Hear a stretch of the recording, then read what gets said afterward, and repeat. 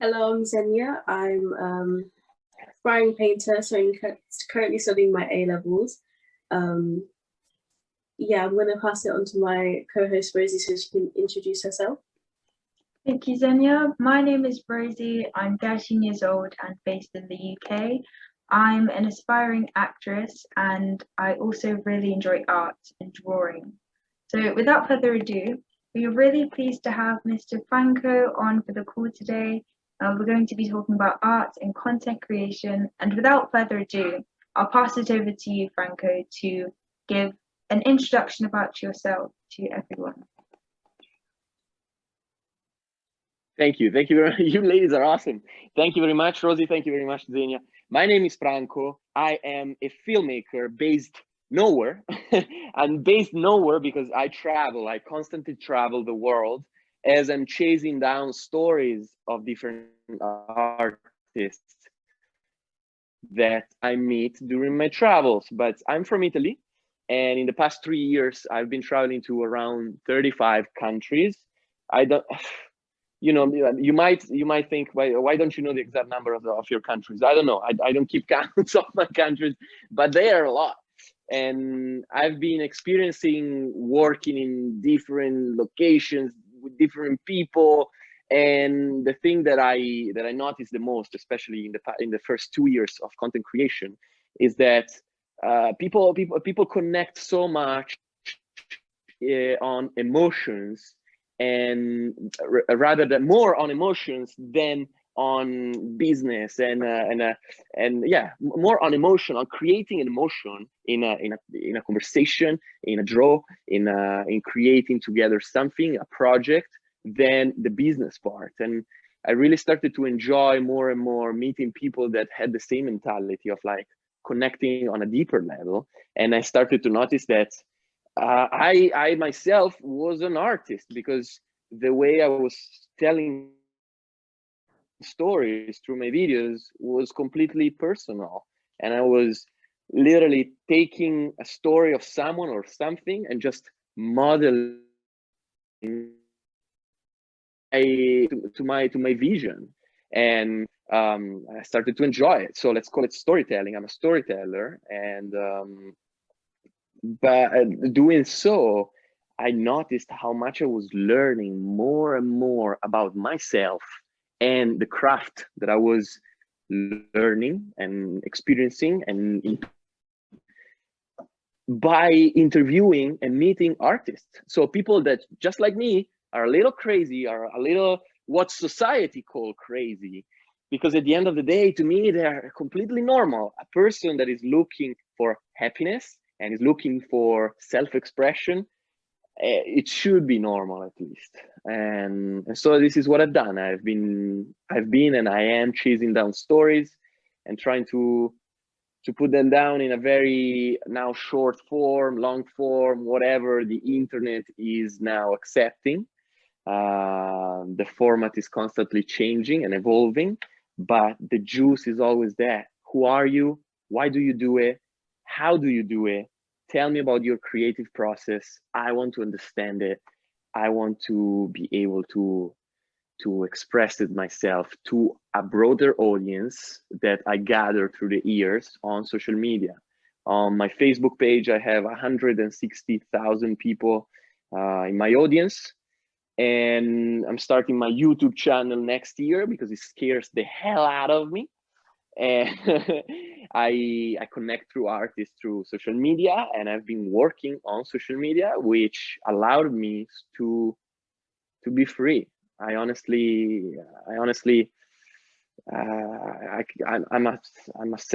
a production team myself, and I just need a camera, my brain, and social media to be able to spread my word, and that's all I need. So that was me.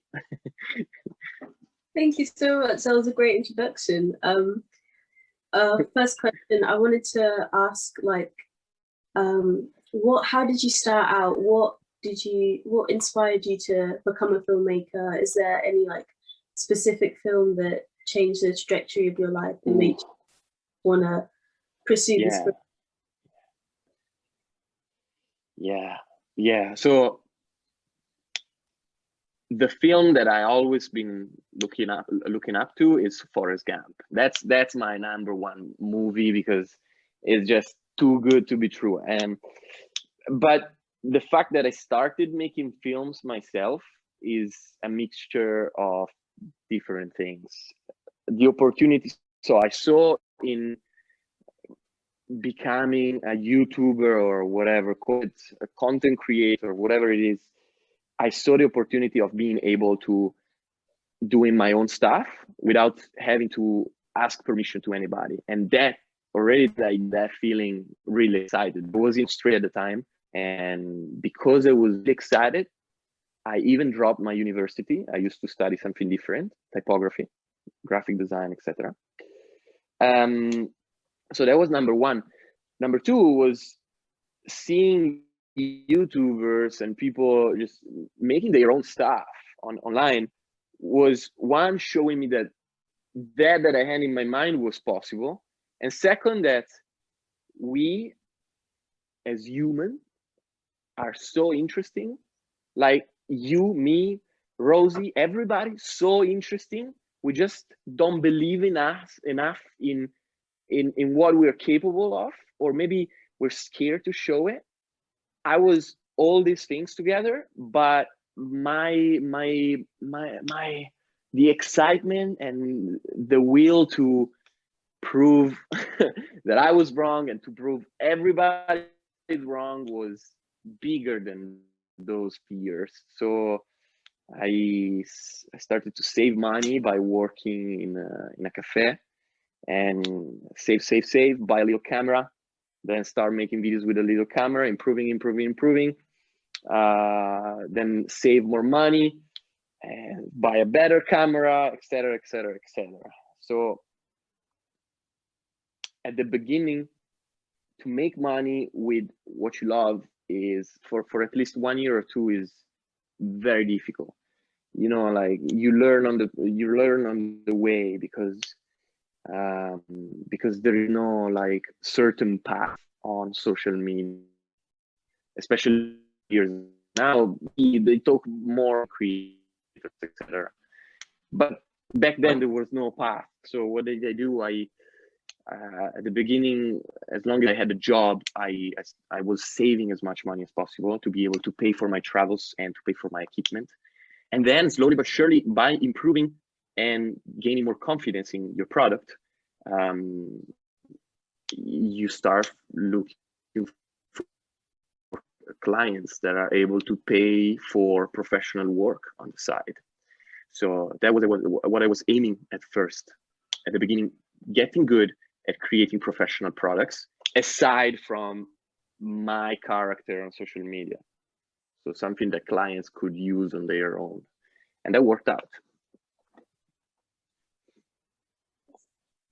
Very interesting, thank you.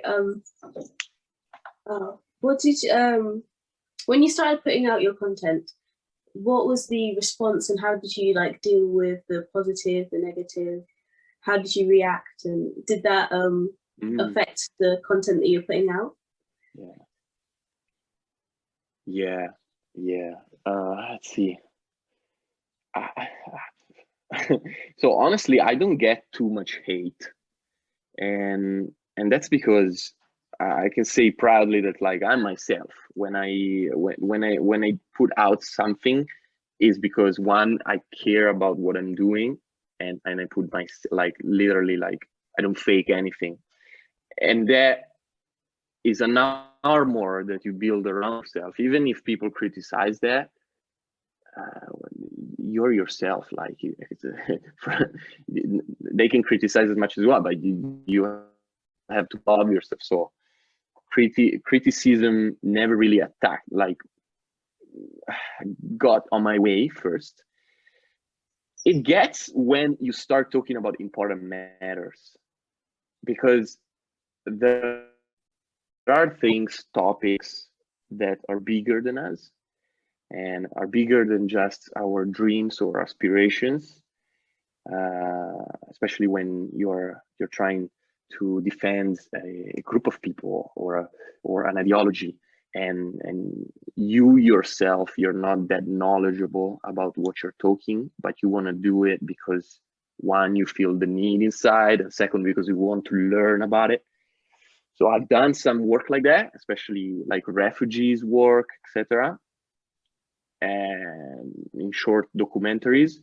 And when you receive criticism on that side, like when you do this kind of work, it's tough to take, because in contrary to what I said before, is like you're not really sure if these people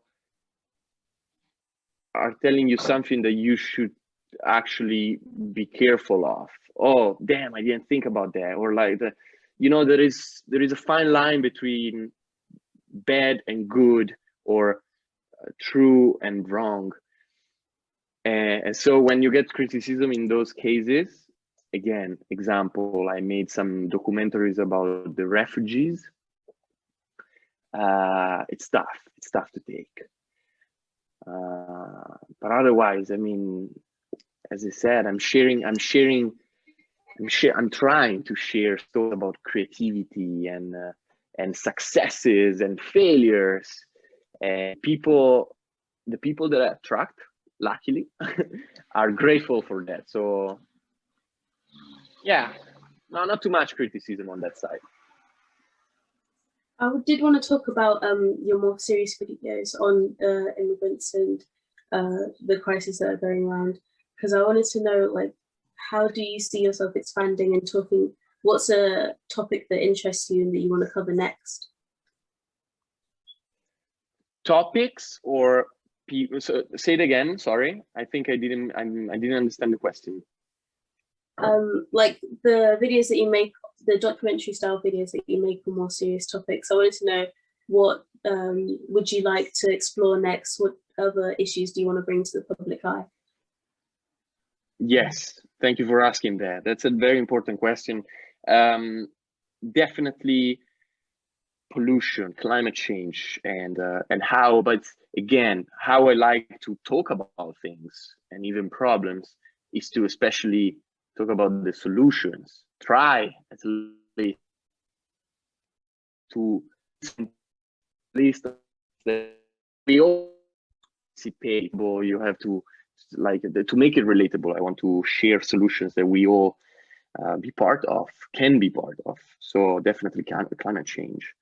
I'm vegetarian myself, and actually I never made a video about why I'm vegetarian, and it could be for the same reason of you asked me before, like, hey, are you afraid of getting criticism, etc. Could be. It's just that I like to test things on my skin and really understand them before I like to talk about it. In this case, being vegetarian, I'm vegetarian since 5 years, so I should be brave enough now to share what is good about being vegetarian. But for example, when I interview artists and I try to get their secrets, their knowledge, I interview them, right? So they are talking to us, then I edit and I create the storytelling around, but they are the ones that have done the work and are entitled to tell me those things, or to tell my audience those things. Thank you. I'm going to pass over to Rosie so she can ask her questions now. Thank you. It's all been Sure. so interesting. Rosie, let's do it. That's okay. All right. So my first question is, before you talked about how you've traveled to around 35 countries. So I have to ask, where's your favorite place that you've traveled to, and why?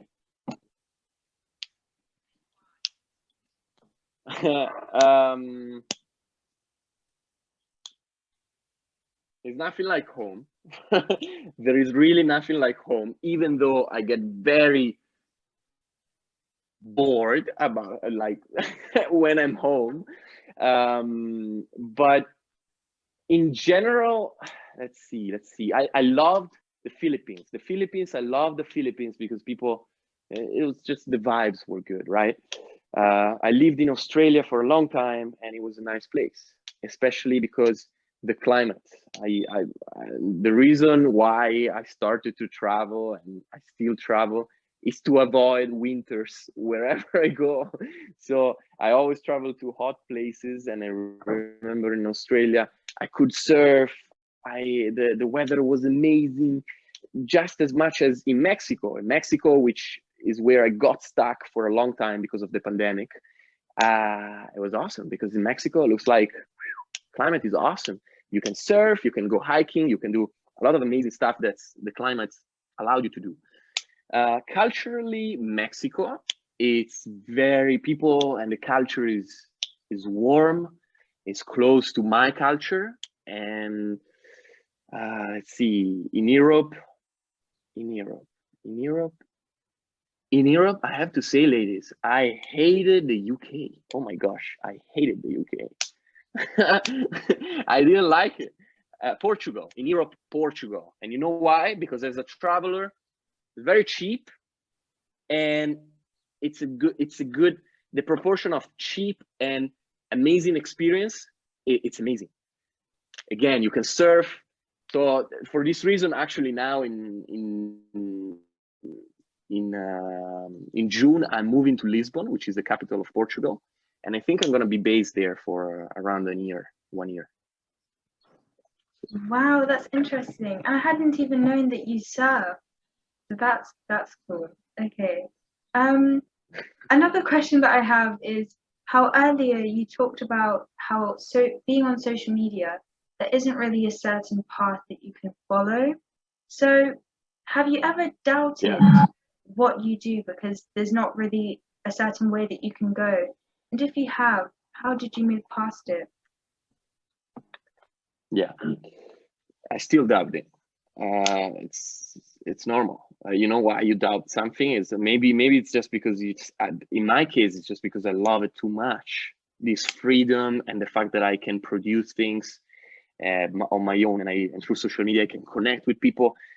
Like it's just too amazing, and I'm afraid to lose it. So the doubting part of it, to me, it looks like it's self-defense. It's a way to evolve and criticize yourself in a positive way to be able to get better at what you do. So for example, at the beginning, you make videos of yourself, call it vlogs, call it whatever, to learn. I was doing that to learn and to understand and learn how to edit fast, etc. I was making videos of myself and my daily stuff and my story, and I never really always doubting myself. I never really understood what is the point of me doing this. Now today, after 3 years, people can tell you this way you build an audience, people get to know you are the brand. 3 years ago, I didn't have any idea what I was doing. So the fact that I was doubting myself pushed me to get good at creating real storytelling, professional stuff, good filmmaking. I'm talking about camera movement. I'm talking about professional editing and visual effects and sound design. I wanted to get very professional at those things in case what I was doing, which was vlogging myself, was going to trash. So in that case, okay, oh my God, I messed up over there. There is no way I can continue vlogging, but I'm a filmmaker. I'm a professional filmmaker. I had a plan B, right? I was building myself a plan B, and it came very handy in the future. So like right now, clients through my videos on social media, I look at my stuff, they reach me, and one, I have the confidence to say I can do this work, and two, because many clients reach, I have the choice to say this not, this yes, this not, this yes. That's it. Wow, it's inspiring because it seems that you went in because you had a passion, but then during it you made sure to obviously come up with a plan B so that you knew if this doesn't work, at least I'm taking away something that I also enjoy. That's great. Thank you. My last question now would be, what's a cultural dish that you would recommend we definitely try and why? A cultural dish? You said dish? Yes, sorry. Like to eat? Mm-hmm. Okay. Big fan of pasta over here, ladies and gentlemen. Big fan of pasta. So I always suggest pasta, please. For real. For real. I like my Italian food. And as I said before, there's nothing like home. When I travel around, you know, yes, Indian food is amazing, but it's just that you're not raised with that food. So whenever you go back home and you have your pasta, you have your pizza, oh man, that makes you feel nice. So of course I have to suggest Italian food. Okay, thank you so much. Thank you. I'm going You're to welcome, pass Rosie. it. I'll pass it back to Zenya to ask some more questions. Sure. I was really interested in editing and the creative process that you go through, because a lot of your videos, they seem very professionally edited. So I thought that like you had an editor maybe. So I wanted to know like what software do you use? How did you learn? Yeah. So I edit them myself. Yet yes, I'm like, now let's say I'm expanding. Let's say that way. I'm expanding and I'm getting an editor, but it wouldn't be for my personal videos. It wouldn't be for a high effort work, because I just don't trust it. But not because the editor can be as like the best editor in the world, but there is nothing like your brain. So storytelling, it starts on a script, it moves to production, to filming, but the real deal happens in the editing. It's in the editing that you get rid of what's extra. You align things, and you create a storyline that really follows your weird brain. So I really value my weird brain, and for this kind of works, the ones that I really care, I do it myself. Now the editor that I'm getting and I'm searching for is gonna help me to do basic edits, following a template for my clients, for example, and a template that I create for my clients for minor job, for literally like easier things. And yeah, that's it. I edit myself. It takes a long time to edit though. Like Zenya, I don't suggest you to become an editor if you're willing. It's too much time editing. Because I'm very interested in your production. Of course, your videos center around traveling. How did the pandemic really affect that, and how did you adapt to that so you could still make videos? How did the pandemic? So, you know, I was very lucky because I was in Mexico, and the fact that I was in Mexico, over there, no real restrictions happened. So I was constantly traveling around. I stayed for like 2 months at the beginning, stuck in a house because there was quarantining, and I learned how to deal with the situations over there. It was very tough, but at the same time healthy for me to learn that. Because I was used to travel all around, always changing topics, always changing landscape, always changing people. And the fact that boom, at some point, oh damn, I cannot change. What do I do? What do I talk about? So I did some more videos and work about myself, and let's say organized my thoughts. But then I was able to travel again around Mexico, and then come back to Italy, and then Mexico again. So it didn't really affect the pandemic. I have to be honest.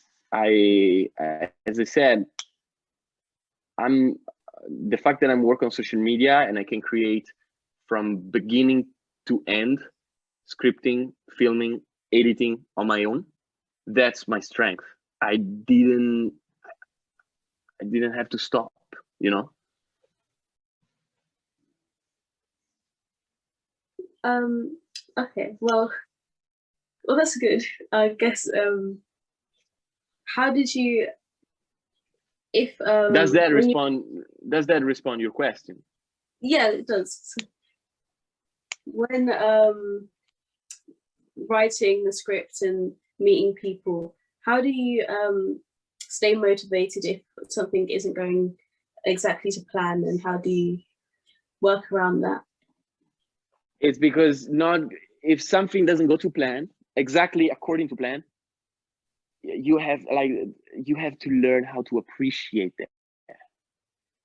You have to appreciate that. There is no way you can change the universe. There is no way things are always going to happen your way. So that as soon as you understand that, you're actually going to find the opportunities in things not going according to plan.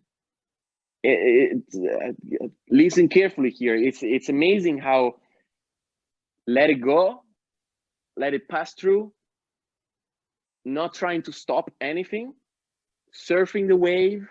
That's how first you don't create anxiety in your brain, in your heart, in your stomach, and second, you will see that there is always, and here I sound like so spiritual, but there is always a reason why something is happening, and it can be a fortune. It can be literally a fortune. So care about what's happening right now in the exact moment, and work with what you have. If something that you're planning, always, of course, plan for big things, but step by step, right? But little steps. So that's the way I respond to this, right? That's the way I fight without fighting. It's part of the creative process. Limitations, and this is something that I learned through filmmaking. Limitations, when something, oh damn, I don't have that file, I don't have that shot, I don't have that person saying that. Enhance your creativity. So if you don't have that, you're gonna be more creative and solve the problem you couldn't understand at the beginning. Thank you. That's very helpful, especially with young filmmakers who maybe are hesitant to just start, like just to know that everything will work out, and things don't always have to go completely to plan. So Rosie, again, I'll back to you so you can ask as well, because that creates so much anxiety, and anxiety reflects in your work. So be one with your work, believe in the process. Don't try to kill your work by overdoing, or like, it's, of course, put in the work, right? Think about stuff like do however is the way you work at your projects, but do the work, put the time into your work, but like the flow.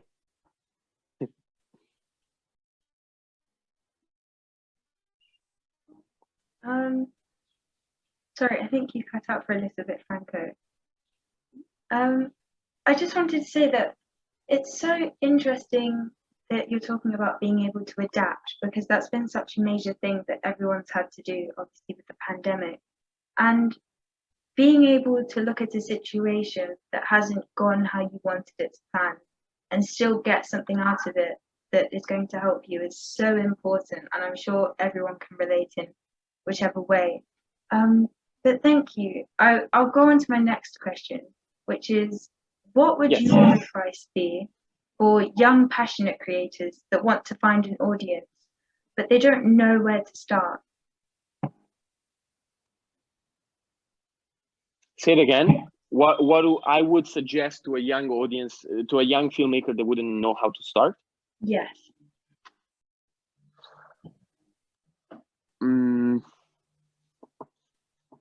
Something that I didn't do, which is focus on putting out work short format work.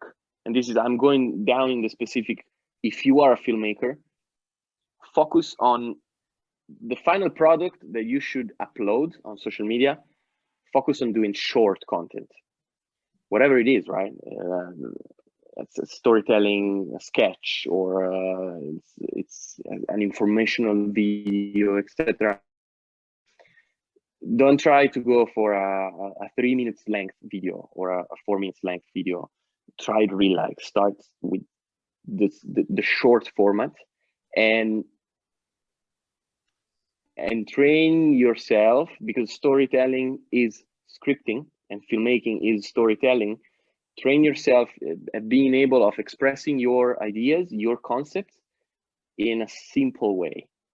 Once you learn the most difficult thing, which is do it simple, you can now evolve to talk like going for harder things, but be simple at the beginning and like literally be super simple at the beginning. Okay, thank you.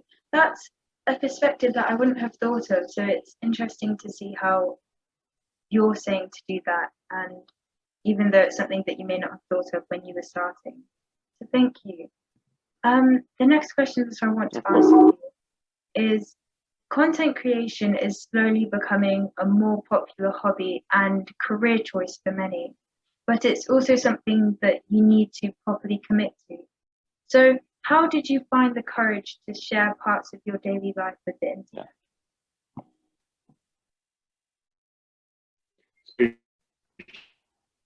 To speak self with the internet?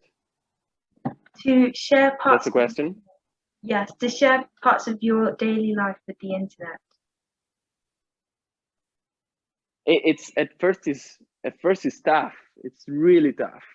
You know, I think it was it was this need that I felt inside and that I still feel inside to express myself in a way that is, one, therapeutic for myself, and two, that it's like I'm analyzing myself as a person, as well. Who am I? The fact that the camera helps me to do that, helps me to clear my mind, to understand who I am, understand what I care about, and the whole storytelling thing helps me to be a better person, like for real. And I see this beautiful side of it, and then I can see that on internet there are people that are just trying to show off or whatever. I'm detached from that, because I know that I do it for a personal passion. So whether it's on internet or they stay just on my computer, I will be doing these videos. But I know that also I have to make a living. So why not clicking the publish button as well? Well, thank you. Also, you know, like finding, it's really therapeutic. Is that a word? Therapeutic to somehow like be yourself in camera and have the strength, the courage to say, to put it out there and connect with people that actually like understand you. You think you're alone in this world, but no, there are so many people out there that have the same dreams, that have the same passions, or are as weird as you, or as amazing as you. And finding my audience, finding my people online, it's like it's great. It's for me, it's great value in my life. It's very nice. It's very nice. Yeah, it makes you feel part of something. Oh wow, thank you. It's been so, I say interesting again, but honestly it has been so interesting listening to this, to how you feel, and you can tell that you're so passionate about what you do. It's just wonderful to be here to listen to it. So thank you. I just want to pass it over to the audience to see if anybody else has any more questions. But if not, that's fine. I'll pass it over to Zenya.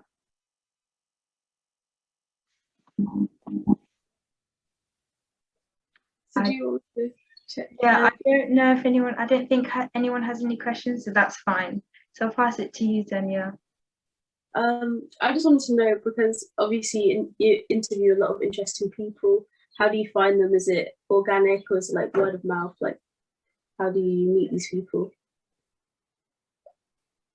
Sorry, say it again. Because obviously you interview a lot of interesting people. I wanted to know, is it like very organic? Is it word of mouth? How do you find the people that you interview? Oh, how do I connect with them? So it depends. I'm extrovert, so sometimes I just meet someone in the street and that person, and like I just connect. I like to speak to people and I learn about myself through talking to people, to understand and getting to know others. And then you discover that, oh, this person is amazing. They think I'm amazing. We become friends, and then a friend of this guy or girl is a painter, and then a friend of this painter is, but so like exchange of words.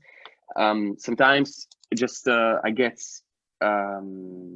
suggested people from my audience, and I usually, like, the easiest way for me to connect with these people, artists and creators or personalities, is to send them an Instagram message. Sometimes they have a very big audience and they don't respond the message, but again, like since I'm very connected with my audience, I can ask my people to say, hey, go to the last post of this person on their Instagram feed and drop a few comments. I sent a message to connect with me because I want to make a video about them, blah, blah. So my audience wants me to make a video about them and wants to see the results. So they go there and comment this person until this person notices that I sent a message. Other times, yeah, it's networking. I know a guy that I met in Mexico that knows someone in Turkey, who has a house that can host me there. This guy knows art.